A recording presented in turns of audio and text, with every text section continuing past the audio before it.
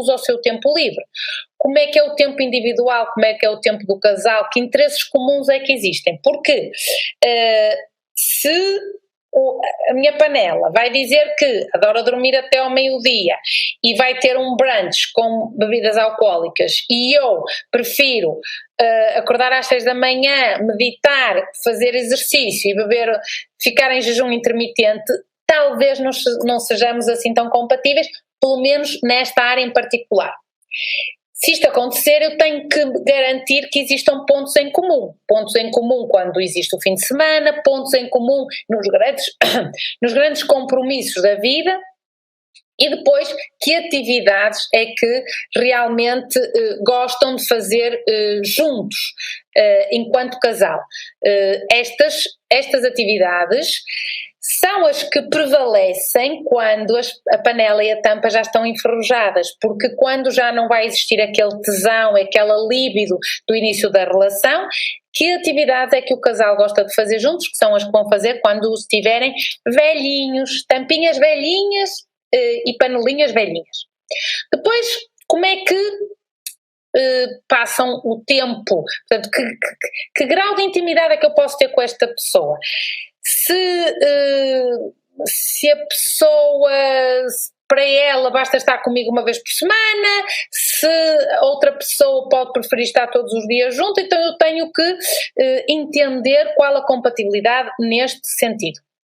Depois, em que momento da vida é que estão enquanto indivíduos separados? Portanto, um dedica muito tempo ao trabalho, é workaholic, o outro é mais familiar, então devemos nos lembrar que o dia tem 24 horas, que os chineses dizem que o dia deve ser dividido em 3 períodos de tempo, nos quais 8 dedicamos ao trabalho, 8 dedicamos a dormir ou a descansar e 8 serão para as outras atividades. Então isso é muito importante, para perceber que prioridades têm no momento. O outro deve passar a ser uma prioridade na minha vida, assim que eu encontro uma tampa adequada e eu reconheço que o outro é uma prioridade na minha vida. Qual o tempo que dedicam nas redes sociais? Cuidado com isto, meus amigos, por favor. Observem que quando vão aos restaurantes, ou quando tínhamos uma vida normal e íamos aos restaurantes, quantos casais vocês vêm a jantar e olhar um para o outro? Então, muito cuidado com isto e podem fazer as perguntas todas que quiserem nas redes e eu já vou responder no fim. No fim, que já devia estar quase a ser, mas eu excitei-me hoje com esta palestra. Bom, a outra pergunta para as compatibilidades será: qual a coisa mais interessante que o outro leu ultimamente? É muito importante porque eu devo fazer perguntas ao outro que eu consiga perceber o que é que o inspira, porque vamos ter momentos juntos, livres, em que é bom estar com alguém com o qual consigamos manter uma conversa. Portanto, se o outro não gosta de ler, então que música é favorita, quais são os concertos que gosta de ir ou as atividades culturais que gosta de fazer. Então isto vai me permitir saber se eu consigo encaixar-me do ponto de vista social com esta tampa. Depois, a célebre pergunta das crenças espirituais, aquilo que nós acreditamos para além do nosso campo físico. Portanto, eu penso que esta pergunta em particular é uma pergunta na qual hoje em dia nós devemos ser flexíveis e adaptáveis o suficiente para contornar esta questão, exceto quando realmente existe uma pessoa fundamentalista. Portanto, se eu não sou fundamentalista e arranjo uma pessoa fundamentalista, cuidado. Caso contrário, penso que devemos ser inteligentes e maduros o suficiente para contornar esta questão. Depois, a questão do dinheiro, da questão dos gastos propriamente ditos.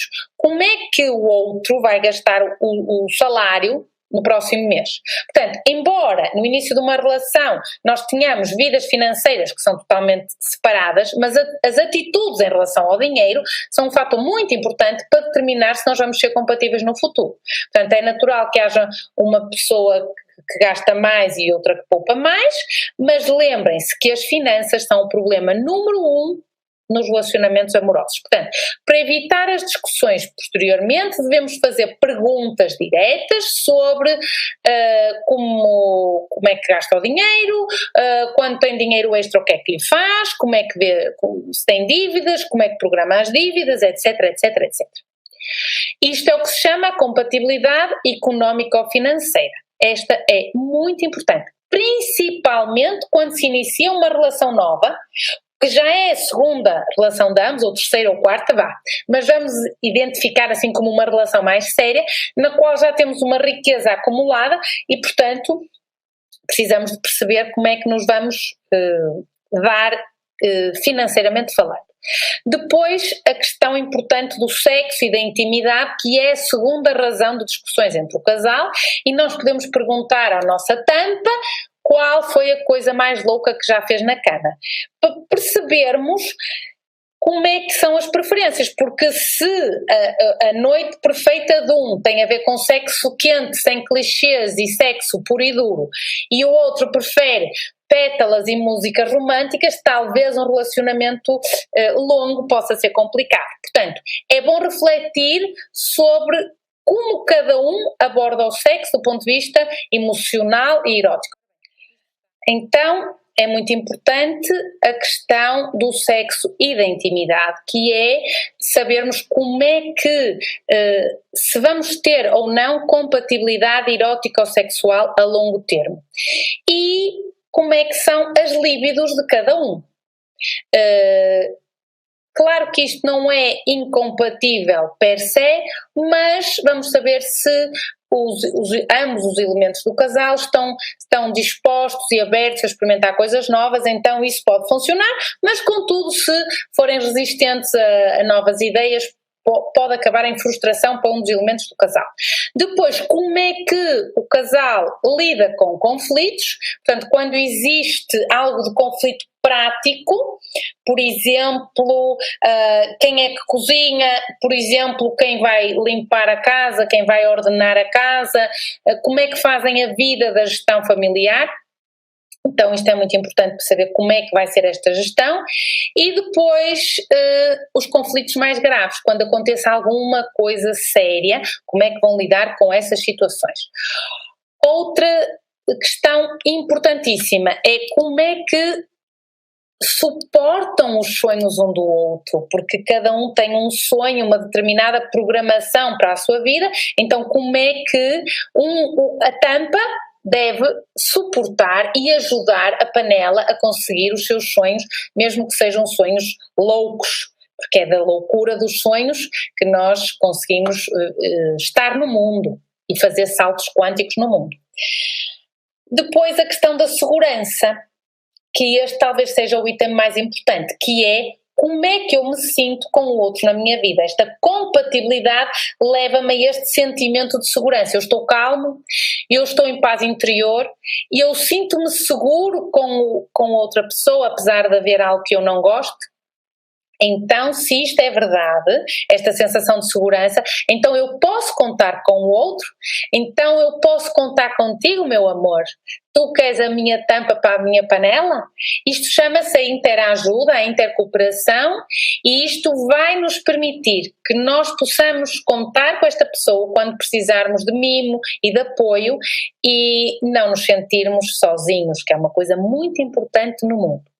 E isto vai nos dar então a compatibilidade. Nós não temos que ter uma compatibilidade 100%, tem de haver então este binómio de admiração e discordância, mas é muito importante pelo menos atingirmos uns 80%, isso será fácil assim, não precisam de estar a fazer contas muito complicadas, mas é preciso ter cuidado para que não exista nenhum item da lista do não quero e não aceito. E depois a lista das incompatibilidades. Quando nós nos vamos conhecendo melhor, nós vamos percebendo se existe alguma incompatibilidade. Há incompatibilidades que são justificativa para que a relação não prossiga, que é aqui onde nós falhamos muitas vezes porque achamos que o outro vai mudar, o outro não vai mudar. Eu posso deixar aquilo pode deixar de me incomodar, o outro não vai mudar, ok? Isto é bom que tenham na vossa cabecinha.